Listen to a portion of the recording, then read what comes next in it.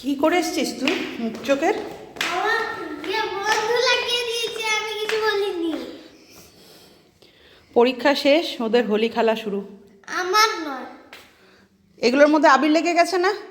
কোটের মধ্যে ইয়ে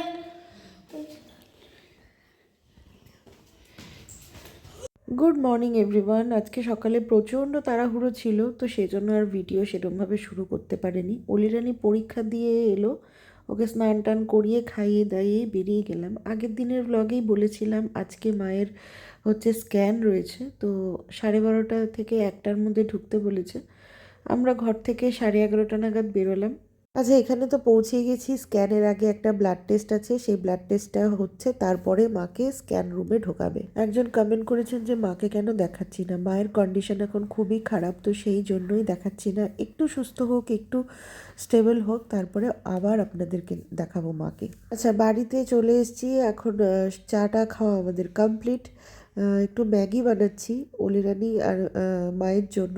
মাকে আর অলিরানিকে খাবার দিয়ে আমি এলাম একটু আপনামার্টে। আপনামার্ট অ্যাপটা ডাউনলোড করেছিলাম, সেদিনকে বললাম না যে কি হয়েছে কে জানে, ক্যান্সেল করে দিল অর্ডার কনফার্ম করেও। তো ওই 2 কিলোমিটারের ওপরে হয়ে গেলে পরে ওরা ডেলিভারি দেবে না, সেই জন্য। আর আমার ঘরের গোপালের কিছু জিনিস, তারপরে আমার নিজের আর কি পার্সোনালি কিছু জিনিস শেষ হয়ে গেছে বলতে বিস্কিট একদমই নেই। আর ফ্লিপকার্ট থেকে এখন অর্ডার করা মানে সে আস্তে আস্তে, এখন ফ্লিপকার্টে না স্লট পাওয়া খুব মুশকিল। মানে একদিন আগে যেটা আজকে অর্ডার করলে পরে কালকে বা পরশু দিন সকালের মধ্যে পৌঁছেই যেত, এখন সেটা 4-5 দিন ডিলে করছে। কেন কে জানি না। তো ওই জন্যই এখানে আসা। আর আরেকটা কাজ ছিল, মায়ের প্রেসক্রিপশনটা নিয়ে একটু মেডপ্লাসেও এলাম, কিছু ওষুধ পাওয়া যায় কিনা সেই বিষয়ে আর কি কথা টথা বলার জন্য।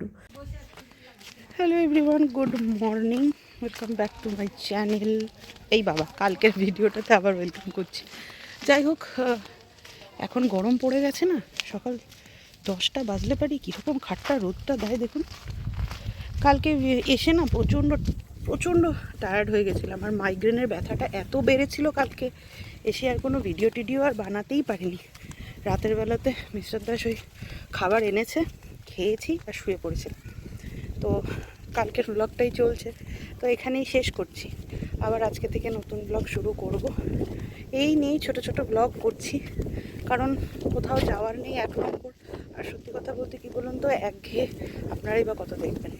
যাই হোক, আপনারা পাশে আছেন, এটাই ভালো লাগছে। তো চলুন, আজকের জন্য এই অবধি।